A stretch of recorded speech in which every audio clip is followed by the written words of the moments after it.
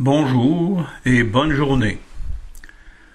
Vous allez écouter maintenant la deuxième et dernière partie de cette conférence qui abordera le sujet du retour de la hiérarchie planétaire, des maîtres de sagesse et de Maitreya, l'instructeur mondial parmi nous.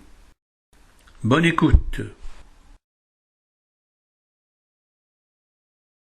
Il y a une autre source d'énergie, de lumière extraordinaire qui se produit, c'est le retour de la hiérarchie. Tout à l'heure, je vous ai dit qu'elle était partie. Elle s'était retirée de l'humanité il y a 98 000 ans, à la fin de la période atlantéenne. Maintenant, elle revient. Elle savait qu'elle devait revenir. En fait, la hiérarchie pensait que c'était pour être dans 100 ou 200 ou 300 ans qu'il pourrait revenir. Ils ont été surpris par l'évolution de l'humanité. Ils ont dit, elle va beaucoup plus vite qu'on pensait. Et en même temps, durant la guerre mondiale, il y a eu un immense appel de l'humanité auprès des forces supérieures. Nous autres, on n'a pas vécu vraiment la dernière guerre mondiale. Mais il y a eu une souffrance, une barbarie énorme, incroyable. 50 à 100 millions de personnes ont été soit tuées dans les camps de concentration, soit tuées durant la guerre, et autant de civils que de militaires, même plus de civils que de militaires. Il y avait des fois des bombardements tels, les bombes étaient tellement grosses, ils appelaient ça des bombes incendiaires, que ça faisait des petits feux dans la ville, et qu'à un moment donné, toute la ville se constituait en un seul feu. Toute la ville était rasée. 200 000, 300 000, 400 000 morts. Vous imaginez la souffrance qui montait vers les forces supérieures qui disaient ils ne pouvaient pas ne pas répondre. Et ils ont décidé de... C'était le temps. La découverte de la fission nucléaire aussi les a poussés dans le dos un peu. Voyez-vous, il y a eu un temps, selon les maîtres, les deux puissances qui étaient en opposition, l'Allemagne et les Alliés, étaient en compétition pour découvrir la bombe atomique. Les savants des deux s'en allaient vers la solution. Et à un moment donné, on nous dit que les savants allemands étaient en avance. Et là, la hiérarchie s'est adressée au logos de la planète et à Sanat Kumara, qui est je dirais, son bras droit. Ils ont dit, on peut-tu utiliser cette puissance-là? Parce que ça, c'est une puissance qui donnait dans les mains de l'humanité, là. Si l'humanité l'utilise, là, on détruit toute la planète Terre, là. Et les hautes sphères ont dit, oui, OK, vous pouvez y aller. Mais en faisant ça, évidemment, il fallait que la hiérarchie fasse une contrepartie. La contrepartie, c'était d'être présent pour essayer de contrôler l'humanité. Et heureusement, les énergies ont été données de façon plus importante à nos savants qui ont réussi à trouver la bombe avant l'Allemagne. Vous imaginez si l'Allemagne avait réussi à trouver la bombe, il n'y aurait pas eu le scrupule pour l'utiliser. Pour eux, il n'y avait rien qu'ils ne pouvaient pas faire. Il y aurait eu une destruction effroyable, inimaginable. Donc, ils ont décidé, en 1945, à la fin de la guerre, on revient. C'est Maitreya qui a pris la décision. Il dit, je ne vais pas revenir tout seul, je vais revenir avec les disciples, avec les maîtres de sagesse. L'espérance, c'était que, vers 1950, il pourrait revenir. Et l'humanité, comme d'habitude, a été un petit peu slow-bin. Elle a retombé un petit peu dans ses habitudes habituelles. Puis là, les maîtres ont été obligés d'attendre un peu. Qu'est-ce que c'est, les maîtres de sagesse? C'est ceux qui constituent la hiérarchie planétaire. Ce sont des êtres humains comme nous, qui ont fini leur évolution, qui ont passé les 5 initiations et qui sont devenus des maîtres de sagesse.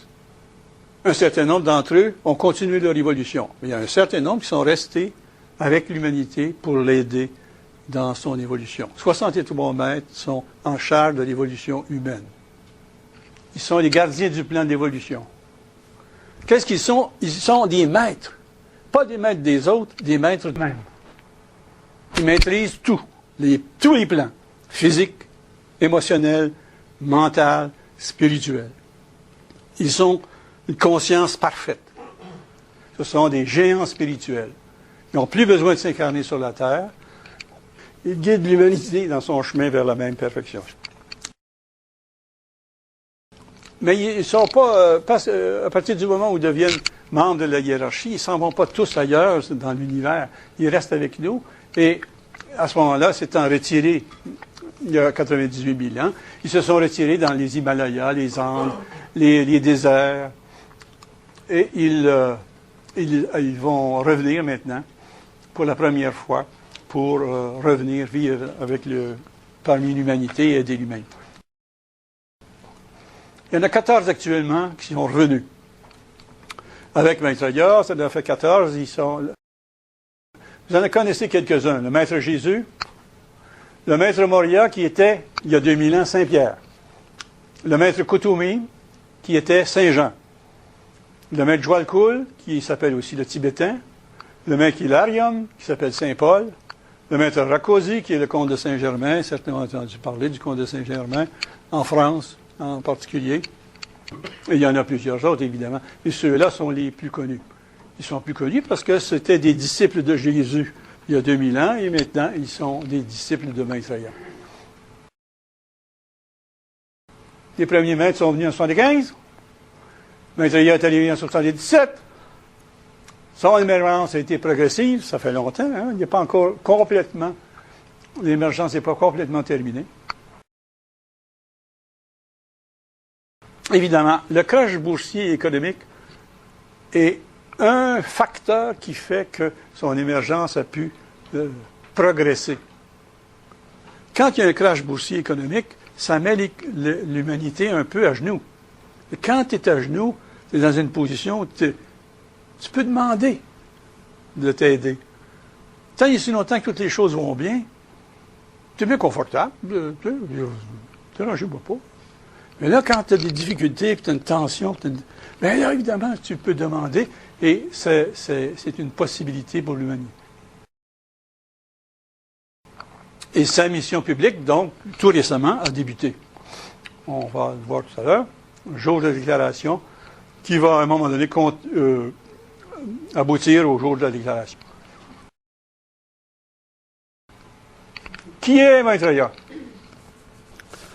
L'humanité, quand l'humanité a commencé, au début, là, il y a 18,5 millions d'années. 18,5 millions d'années, c'est loin, ça, non? Mais quand ça a commencé, toutes les étincelles humaines ne se sont pas incarnées en même temps. Il y a eu un premier groupe, comme une première classe, qui s'est incarnée. Ils ont évolué, et là, ils sont passés en deuxième année. Et là, il y a un autre groupe qui a formé la première année. Et ça a continué comme ça. Mais lui, il était dans le premier groupe. Nous autres, on était peut-être bien dans le 500 millième groupe. C'est pour ça qu'on n'est pas aussi évolué qu'eux. Ils sont plus vieux que nous. Il ne faut pas dire, « Ah, c'est effrayant, moi, je ne suis pas évolué. » Non, on est de notre âge. On a notre âge, on a notre point d'évolution, c'est normal. Il a commencé il y a peut-être 18 millions d'années, Maitreya. Le premier homme initié. Évidemment, il était dans le premier groupe, donc ça a été un des premiers hommes. Pas le seul, là, parce que le Bouddha, c'est un de ses frères. Tu sais. Plusieurs autres avec lui dans son groupe. Il y en a qui sont partis du système planétaire. Ils sont partis ailleurs, de Sirius ou ailleurs, continuer leur évolution. C'est le chef de la hiérarchie spirituelle actuellement. Il y a toujours à la tête du développement de la conscience dans l'être humain un grand être comme ça là, qui gère tout ça. Et dans les temps passés, il y en a eu d'autres. Puis là, actuellement, c'est Maitreya. Et on nous dit que dans l'âge qui va venir, il va y en avoir un autre. Ça va être en fait Kutumi, c'est-à-dire l'ancien Saint-Jean, qui va devenir l'instructeur mondial.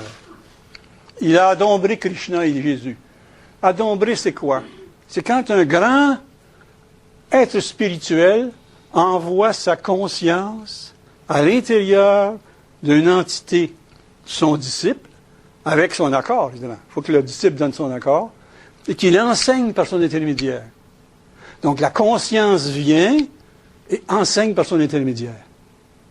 Par exemple, dans les temps passés, il y a 2600 ans, il y avait un prince qui s'appelait Gautama. Il était le prince d'un royaume. À un moment donné, il a lâché son royaume, puis il a fait de l'ascétisme. Tellement qu'à un moment donné, il était pour mourir d'inanition, il était pour mourir de faim. Mais il a pris conscience que ce n'était pas la lignée qu'il devait suivre. Il a réorienté sa lignée de façon plus positive.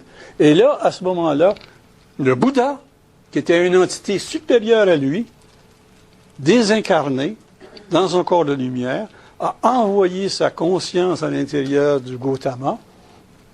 Et Gautama est devenu Gautama Bouddha. On l'a appelé l'homme illuminé. Il avait la conscience énorme de ce grand être qui passait à travers lui pour enseigner. Quand Jésus est venu, ça a été la même chose. Jésus, c'était le disciple de Maitreya. Maitreya, son nom, pour un chrétien, c'est Christ. Pour un juif, c'est Messie. Toutes les religions ont des noms différents pour cette même entité-là. Lui, c'est son nom personnel, mais il occupe la fonction de Christ dans la hiérarchie d'instructeur mondial, de Bodhisattva. Et Maitreya a envoyé sa conscience à l'intérieur de son disciple Jésus, avec l'accord de Jésus. Les disciples doivent donner leur accord. Et il a enseigné par son intermédiaire pendant 3 ans, durant les 3 dernières années. Et Jésus est devenu Jésus-Christ. C'était naturel et normal. La conscience de Jésus était à travers lui. Et ses disciples le savaient. Évidemment, ils n'ont pas écrit comme ça, parce que de toute façon, ce n'est pas les disciples qui ont écrit la Bible. Hein. Ça a été écrit beaucoup plus longtemps et progressivement, avec beaucoup de modifications durant sa transformation. Il incarne en lui le principe christique. Quand on dit l'énergie christique, on dit de lui, c'est le Christ planétaire. C'est celui sur la planète totale qui est capable d'incarner en lui l'essence christique le mieux. On dit de Sai Baba qu'il est un Christ cosmique. Lui est un envoyé d'un niveau supérieur encore. Il incarne en lui la conscience cosmique. Il va être l'instructeur mondial pour les 2350 bars, 2300, ça peut être 2500. Ça fluctue entre les diverses constellations. Mais il va être présent parmi nous pendant 2350 ans. Alors, c'est l'instructeur, c'est son nom personnel, c'est Maitreya, mais les chrétiens attendent le Christ. Pour eux, c'est le Christ. Pour les Juifs, c'est le Messie. Pour les musulmans, c'est l'Imam Mahdi. Pour les Juifs, c'est Krishna ou l'avatar Kalki. Pour les bouddhistes, les autres, ils ont le nom le vrai, Bouddha Maitreya. D'ailleurs, le Bouddha avait annoncé la venue de Maitreya. Il a dit, dans ce temps-là, viendra un être supérieur comme moi, un Bouddha comme moi, du nom de Maitreya, qui viendra pour aider à la transformation du monde. Il est venu, il est arrivé en 1977. Vous comprenez fort bien qu'il n'a pas resté les mains croisées pendant tout ce temps-là. Alors, il a fait beaucoup d'activités. Évidemment, constamment, son énergie est diffusée dans le monde. Constamment, ça produit des résultats. Les gens ne savent pas, mais c'est présent. Mais, dans certains moments, plus spécifiques, il agit plus directement pour aider quand il y a une transformation importante à faire. Vous avez un exemple en 1987 où il a intensifié l'approche entre les Américains et les Soviétiques pour commencer à créer le désarmement de la planète parce que à ce moment-là, il y avait des dangers de friction entre les deux groupes. En 1988, il est apparu devant 6000 personnes au Kenya. Il y avait 6000 personnes d'assemblée. Il y avait une dame qui faisait régulièrement des réunions de prière. Tout le monde était assemblé. Et pouf, il est arrivé à l'improviste, ce grand bonhomme. Il a commencé à jaser pendant 15 minutes. Et puis, à un moment donné, hop, il est disparu. Tous les gens qui étaient là, ils se sont mis à genoux, ils pensaient, ils avaient la certitude que c'était le Christ. Maitreya est apparu à Gorbatchev dans le but de mettre fin à la guerre froide. Et il a provoqué la réunion de l'Allemagne. Il est apparu à Nelson Mandela. Par exemple, Nelson Mandela était dans sa prison. À un moment donné, quelle est la forme qu'il a prise? Personne ne le sait, mais selon le maître de Benjamin Crème, Maitreya est apparu à Nelson Mandela dans sa prison. Il lui a dit, a envoyé une lettre au président de l'Afrique du Sud et dit, lui, que ça serait le temps de commencer à discuter de la libération de l'Afrique du Sud. Vous comprenez que Mandela a dit à l'interlocuteur, quel qu'il soit, ça dépend de la forme qu'il a pris, « Hey, c'est pas sérieux, je suis même pas capable de parler au boss de la prison, penses-tu sérieusement que le président de l'Afrique du Sud va tenir compte de ce que j'y envoie? » Mais Zaya lui a dit, « Fais-les, moi je vais m'occuper de l'autre côté. » Et ce qu'il a fait, lui, c'est que, parce que le président de l'Afrique du Sud du temps était chrétien, et un chrétien pratiquant, et qui très régulièrement, en charge de l'État, il priait beaucoup, il allait là où il allait pour prier, et il se mettait en prière, là, puis il priait. Maître Zaya lui a fait une impression mentale alors qu'il était en tête de prière pour lui dire « C'est le temps de changer l'Afrique du Sud. » Et là, il a fait ça à quelques reprises. Et comme de fait, lui, il a pensé qu'il y avait eu un message du Christ, parce que lui, c'est un chrétien, il a pensé qu'il y avait eu un message du Christ, et il a répondu à la demande, et il a fait venir Mandela, puis vous savez la suite. Mandela est là, discute tous les deux, fin de l'apartheid. Mais vous comprenez que ça, l'action de Maitreya, c'est juste une partie de l'action. Il fallait qu'il y ait beaucoup, beaucoup d'énergie des deux côtés. Il fallait qu'il y ait d'énergie, parce que il ne s'agissait pas juste qu'un individu, c'est-à-dire le président de l'Afrique, dise oui pour que ça se fasse. Parce qu'il y avait d'autres membres politiques avec lui.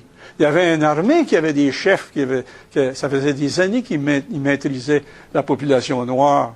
Il fallait qu'il y ait de l'énergie à l'intérieur des dirigeants d'Afrique du Sud qui produisent un résultat.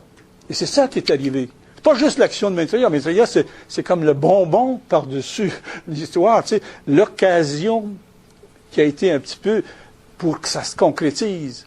Et de l'autre côté, tu avais l'énergie qui agissait sur les Noirs, qui revendiquait, qui élevait la voix, qui parlait, qui revendiquait. Certains donnaient leur vie pour cette liberté future. Donc il y avait ces deux éléments-là. Les forces agissent toujours comme ça. Quand ça a été le temps, par exemple, de l'Allemagne, à un moment donné, il y avait une effervescence en Allemagne de l'Ouest, mais s'il n'y avait pas eu proportionnellement en même temps un accord des forces soviétiques pour pas faire rentrer leur armée, pour écraser la révolte, ça ne serait jamais passé. Il fallait que l'énergie agisse. Donc, Gorbatchev a dit, on les laisse faire. L'armée, les dirigeants de l'armée, les autres politiciens avec Gorbatchev ont dit oui. Et l'armée a dit oui. Parce que l'armée aurait bien dû dire, hey, Gorbatchev, on tasse, puis c'est fini là. Puis là, nous autres, on rentre là, comme on a fait en Tchécoslovaquie avant, puis on étouffe ça, cette histoire-là. Ça s'est produit, l'énergie qui venait de partout, et ça s'est produit à cause de ces effets-là. Des signes de la Vierge. Il y a eu des tonnes de signes de la Vierge qui se sont manifestés. La Vierge Marie, maintenant, est devenue un maître, évidemment, et c'est le maître qui était anciennement Marie qui fait les signes. C'est pas la Vierge Marie. La Vierge Marie, elle est devenue un maître. C'est le maître, la Vierge Marie, qui était la Vierge Marie, qui fait les signes. Mais ce sont des signes de la Vierge. Vous avez une manifestation dans une fenêtre à Clearwater. C'est une immense... vous voyez la grosseur des personnages qui est apparu. Et il y a eu 500-600 000 personnes qui sont allées voir ça en prière. Et il y avait beaucoup, beaucoup d'énergie, que je peux d'ailleurs confirmer, parce que moi et mon épouse, on a été là parce qu'on était en Floride à ce moment-là. On est allé voir ça. Puis c'est effectivement... on était comme une église. Tu sais. Quand on rentre dans une église, des fois, il y a comme une... Ceux qui y ont déjà été, hein, je ne sais pas, là. Il y a comme une atmosphère spéciale et particulière. C'est pas... c'est bien. C'est spirituel, c'est lumineux. Ben, c'est ça qu'on ressentait. On était dehors, puis on ressentait ça. Et là, vous avez des statues. Il y en a eu des centaines et des centaines. Des statues de la Vierge qui ont des larmes, soit d'huile ou de sang humain. Il y a eu des tests, etc. Et là, vous avez le miracle du lait. Alors ça, c'est un miracle qui a duré 3 jours dans tous les temples en Inde et même ailleurs à travers le monde. Les Indiens, lorsqu'ils ils donnent des cadeaux à leurs idoles. Et puis, il y a une personne, à un moment donné, qui est arrivée, et puis là, a donné du lait. Puis, le lait s'est dématérialisé devant ses yeux. Donc là, évidemment, ça s'est répandu, et là, tout le monde s'en allait dans tous les temples, partout, pour donner le lait. Parce qu'ils en ont bu du lait. Alors, vous aviez des masses de masses. Alors, c'était, selon le maître de Benjamin Crème, c'était les maîtres eux-mêmes qui dématérialisaient le lait. Pour les maîtres, matérialiser et dématérialiser de la matière, c'est une pinotte pour eux autres. Saï Baba il va vous dire, étends la main, ferme ta main, t'ouvre ta main, puis il y a une médaille dedans la main. Là, ils sont capables de matérialiser parce qu'ils savent comment ça se fait. Si vous connaissez comment ça se fait, quelle sorte d'atomes vous avez besoin, vous avez la force voulue, vous avez la compétence, vous savez où aller chercher les atomes, vous les amenez là, vous allez produire de la matière. C'est ce que font les savants. Ils le font. Alors, ils sont capables de le faire, mais les autres sont tellement évolués qu'ils ont la connaissance totale à la fois du plan matériel, spirituel, tous les plans. Alors, il y a eu, comme vous voyez, là, des tonnes de lait qui ont été... Pour les Indiens, ils disent toujours la même chose quand il y a un phénomène comme ça. Ils disent, c'est la preuve qu'il y a une grande âme qui est apparue dans le monde maintenant et que bientôt on va le voir. Alors, vous avez Maitreya, à un moment donné, a manifesté une empreinte de main dans une salle de bain en Espagne, 2001. Là, je lis comme vous, là. Alors, la madame, elle a vu ça, elle l'a effacé. Le lendemain, c'était encore là. Alors là, elle s'est posé des questions, c'est quoi? Puis, il y a quelqu'un qui, je pense que c'était son fils, et lui a dit, c'est possible que ce soit une manifestation de Maitreya. Et il a fait demander à Benjamin Crème, qui a demandé à son maître, le maître a confirmé. Il dit, oui, c'est Maitreya qui a donné cette main.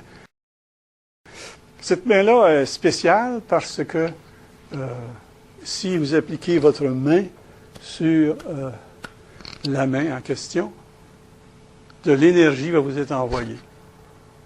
Selon les lois du karma, ça va être plus ou moins, mais des énergies vont être envoyées. C'est une main qui peut aider une personne. Évidemment, c'était aussi un signe de dire, je suis là, hein, ça ne sera pas long, vous allez me voir.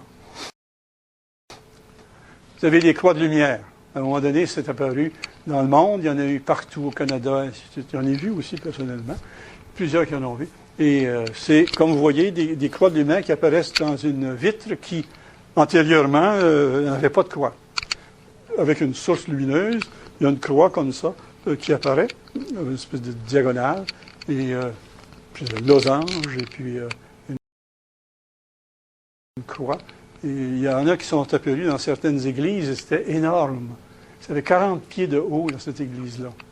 Les gens regardaient, sont à l'intérieur, il y avait une source lumineuse à l'extérieur, et les gens regardant, ils voyaient comme une image là-bas de 40 pieds. C'est comme si tu la voyais plus loin. Elle n'est pas dans la vitre. Elle est comme en dehors de la vitre. Et quand tu la vois, là aussi, tu perçois de l'énergie. Il faut le vivre pour savoir ce que c'est, mais tu perçois une énergie de calme, de pureté. Et vous avez, ce qu'on vous a montré tout à l'heure, des cercles de lumière. Cercles de lumière. Ah tiens, vous avez un exemple ici. Vous avez une fenêtre, vous avez deux vitres. La fenêtre du bas, vous avez l'exemple de la réflexion normale du soleil dans cette vitre-là. Et en haut, c'est la même vitre, dans la même fenêtre, elle vous donne un cercle avec une croix à l'intérieur, un cercle de lumière. Alors, il faut que la substance de la vitre ait eu une modification quelconque pour permettre une réverbération comme ça. Ici, vous avez l'exemple d'un ovni dans la capitale de Chine. Vous le voyez là, en haut. Ici, vous avez des agroglyphes, des cercles dans les champs de céréales.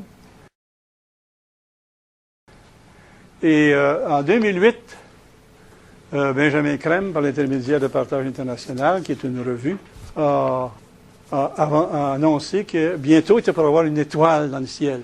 une grande étoile brillante qui était pour apparaître dans le ciel, au mois de décembre.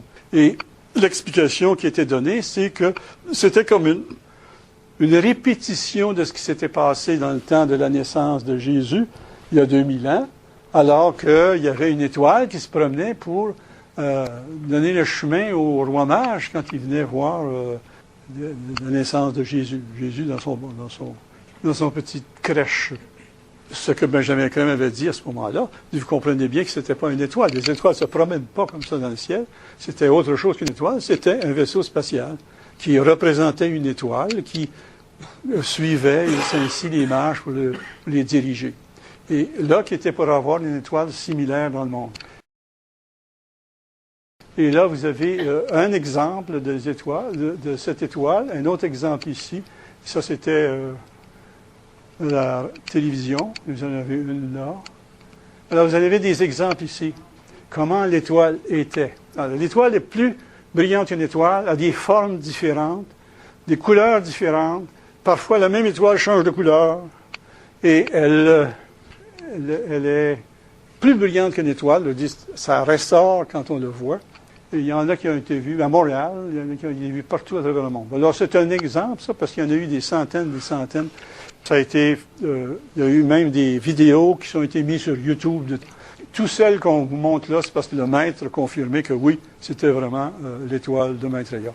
En fait, Benjamin Crème a mentionné qu'il y en avait 4 vaisseaux spatials placés un peu partout à travers le monde, de façon à ce que n'importe où tu es sur la planète, ben, tu peux voir l'étoile. Tu sais. Évidemment, il faut qu'il fasse beau, puis il faut qu'il n'y ait pas trop de nuages, ainsi de suite. Alors ça a duré. À un moment donné, il y a eu cette étoile-là a décidé, je suppose que les frères de l'espace ont décidé de faire un show à un moment donné. Ils ont décidé de faire une spirale. Ça a été confirmé que c'était l'étoile, sous forme de spirale, qui a pris, je pense, ça a pris 8 à 10 minutes pour que le spectacle finisse là. Puis il y a eu des centaines de milliers de personnes qui l'ont vu. Parce que ça se passait au-dessus de, je ne me souviens pas où, en Norvège. Oslo? Oui. Oslo. Alors, l'étoile qui avait été annoncée en 2008, c'était pour préparer, encore une fois, l'humanité au début de la mission publique de Maitreya. Et Benjamin Crème a dit le 14 janvier 2010, Maitreya a accordé sa première interview télévisée aux États-Unis, qui était évidemment la première interview et qui devait aboutir à toute une série d'interviews à travers le monde. Tous ces interviews vont à un moment donné aboutir au jour de déclaration. Donc, elle a joué son rôle. Et depuis ce temps-là, Maitreya a présenté 75 interviews télévisées aux États-Unis, au Mexique et au Brésil. Actuellement, il est au Brésil. Cependant, il a été présenté comme un homme ordinaire. Il n'a pas été présenté comme Maitreya, ou comme le Christ, ou l'imam Mahdi, etc. Il a été présenté comme un homme ordinaire. Pourquoi? Selon le maître de Benjamin Crème, il est présenté comme un homme ordinaire parce qu'il veut que l'humanité adhère à ses idées en toute liberté, pas à cause de son statut. S'il dit « je suis le Christ » puis il fait un miracle, tout le monde va croire. C'est trop facile. Tu sais. Il veut que l'humanité, par elle-même, adhère à ses idées de partage, de fraternité, de transformation du monde. Et ces entrevues vont se continuer, mais il va toujours, jusqu'au jour de la déclaration, rester anonyme. Mais progressivement, ces idées, de toute façon, se multiplient dans le monde. Il y a de plus en plus de personnes qui adhèrent à ces idées-là et qui sont prêts au changement. On continue. Le jour de la déclaration, quand suffisamment de gens auront répondu à l'appel de Maitreya.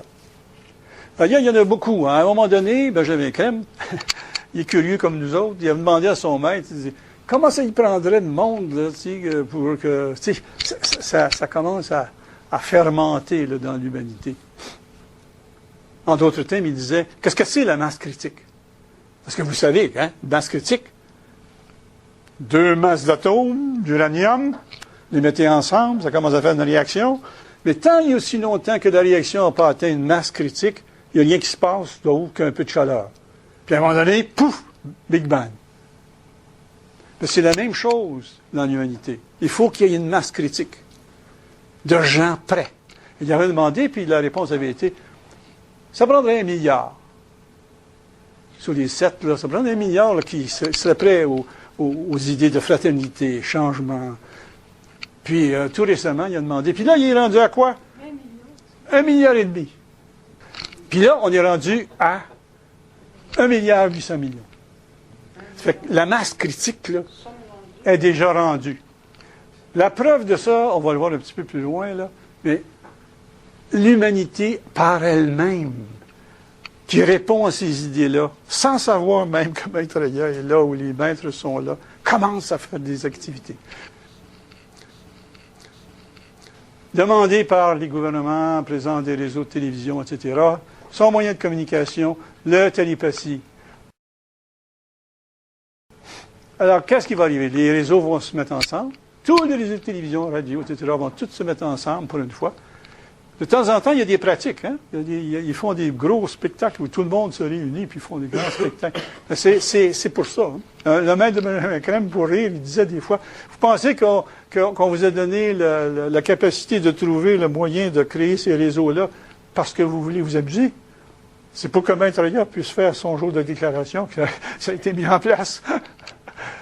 Tous les hommes vont voir son visage, évidemment. Il va être connu parce qu'il aura parlé un peu partout à travers le monde. Il sera connu comme quelqu'un de bien, quelqu'un qui a des bonnes idées. Oui, mais il va progressivement. Mais les maîtres peuvent apparaître sous différentes formes. Hein. Alors, des fois, ils apparaissent sous d'autres formes. Des fois, une fille, un enfant, un bébé, n'importe quoi.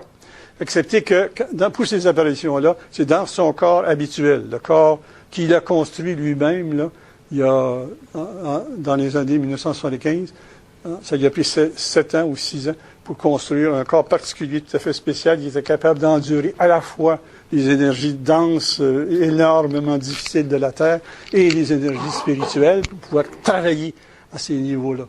Alors, il a bâti son propre corps. Mais ça, c'est ce corps-là qu'il utilise dans ces apparitions-là. Alors, il va être connu, mais il ne va pas parler, il va juste intérieurement contacter par télépathie mentale tout le monde. Et on va l'entendre dans notre tête.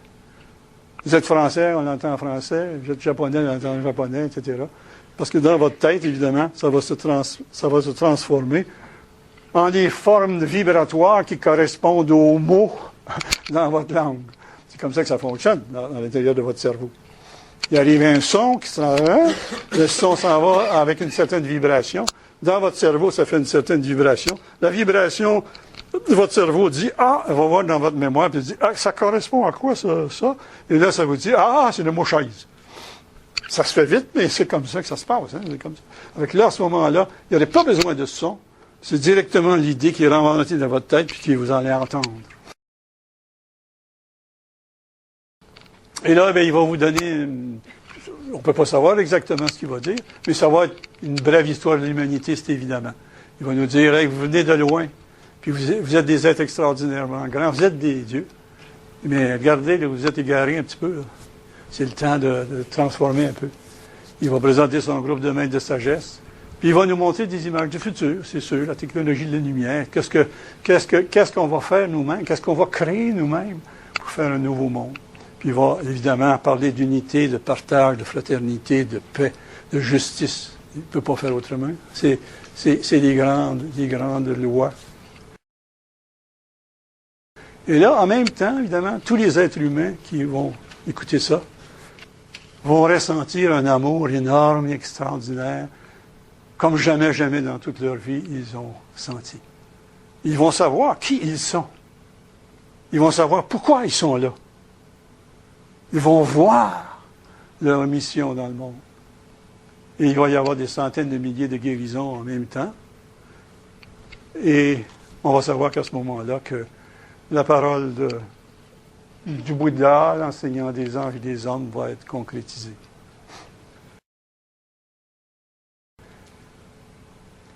Actuellement, on voit dans le monde la renaissance des grands idéaux. Il y a beaucoup de monde qui sont prêts à l'unité, à la fraternité, à la justice et à la paix. Il y a beaucoup de monde dans l'humanité qui sont prêts pour donner leur vie. En Égypte et en Tunisie, ils ont donné leur vie pour ça. Il y a une masse critique dans l'humanité, au moins 1,8 milliard, qui répondent aux forces de lumière. Il y a un grand nombre de personnes qui sont prêtes à se sacrifier pour ça. Il y a une accélération dans la création des groupes. Il y a des centaines de milliers d'ONG à travers le monde. Des groupes qui veulent transformer le monde. Que ce soit l'environnement, la politique, l'économie, le social, la santé, n'importe quoi. Les gens partent, s'en vont en Afrique, s'en vont partout pour aider. Il y en a des centaines de milliers. La volonté et la voix des peuples se fait entendre et sentir avec une force. C'est de plus en plus puissant. Et les forces de lumière, parce qu'elles éclairent, elles mettent à nu ce qui est à changer. On le voit, et au Québec, on le voit bien maintenant. Tu sais, quand on est dans la forêt, on regarde les arbres, puis on ne voit pas l'ensemble de la forêt. Si tu regardes la forêt, il faut que tu montes plus haut, tu montes sur le sommet de la montagne, puis là, tu regardes. Tu regardes un événement dans le monde, l'indépendance de l'Inde. Qu'est-ce qui s'est passé quand c'était l'indépendance de l'Inde? C'est parce qu'il y avait une énorme quantité d'énergie qui arrivait. Des deux côtés. Il fallait qu'il y ait d'énergie en Angleterre. Parce que l'Angleterre avait une force militaire capable de garder l'Inde sous sa patte pendant 100 ans encore. Mais à l'intérieur même de l'Angleterre, non, il faut changer, il faut leur donner la liberté, etc. C'était présent. Et dans l'Inde, il y avait cristallisation de toute l'énergie dans Gandhi et Nehru et tous ces gens qui voulaient la libération de l'Inde. Et ça s'est fait avec un peu de souffrance, mais ça aurait pu être 10 fois pire que ça. La fin de l'apartheid, c'était la même chose. J'en ai parlé tout à l'heure. La chute du mur de Berlin, ça a été la même chose. Gorbatchev et les dirigeants militaires russes auraient pu dire non. Il y aurait écrasé ça, cette petite affaire-là. Tu sais, il y avait quoi? 100 personnes qui voulaient détruire un mur. Hey, chose, ça n'aurait pas été long. Pouf, on détruit ça. Non, parce qu'il y avait de l'énergie aussi du côté de la Russie. Printemps arabe, Tunisie, Égypte. Vous imaginez la quantité d'énergie qu'il y a eu là pour que cette voix se manifeste, cette volonté et le sacrifice se manifestent. Les mouvements Occupy, Indiano, etc., qui sont la suite de ça. Ça a été comme le déclencheur où les gens se sont dit « Hey, si on parle fort, on est capable de réussir. » Et là, c'était la même chose. Nous autres, évidemment, le printemps arabe, c'est pas aussi dramatique. Personne n'a donné sa vie, là. Il y a eu des bleus, par exemple, un petit peu de temps en temps. Accepter que c'est le même principe. L'idée, c'est manifester sa voix, manifester sa volonté. Alors, moi, je pense que c'est ça, là. C'est qu'actuellement, l'humanité, c'est comme un athlète. Elle s'exerce. Et on l'a vu au Québec. Tu sais, on s'exerce. Ceux qui voulaient manifester pour l'environnement, ils se sont manifestés. 100 000 personnes, ils étaient là, puis ils manifestaient. Ils affirmaient. Les étudiants voulaient avoir la scolarité gratuite, ils manifestaient. Et il y avait toutes sortes de groupes comme ça. Et on s'exerce, on est capable. Même chose, la voix, la parole, la volonté, elle se manifeste. Et les centres de transformation aussi se multiplient. Les forces de fusion se répandent et s'affirment. Et c'est ça qui va arriver, d'après moi, c'est que progressivement, actuellement, ces groupes-là qui sont un peu encore séparés vont s'unir, vont prendre conscience que il faut s'unir encore plus. Et à ce moment-là, ça va se fusionner. Et à un moment donné, dans la diversité, il faut garder notre diversité. Accepter qu'il peut y avoir à un moment donné une voix humaine, puissante, énorme, effroyable. Une volonté. Face à ça, là, il n'y a rien qui peut empêcher ça. Rien. Pas une armée qui peut empêcher ça. Il n'y a rien qui peut empêcher ça. On l'a vu en Tunisie et là, mais on peut le voir sur la planète Terre en entier. Moi, je pense que c'est là que ça s'en va, que c'est en marche. Cette conférence est maintenant complétée. Nous vous remercions de l'avoir écoutée et nous espérons que cette conférence vous a informé des transformations importantes qui se déroulent dans le monde actuellement.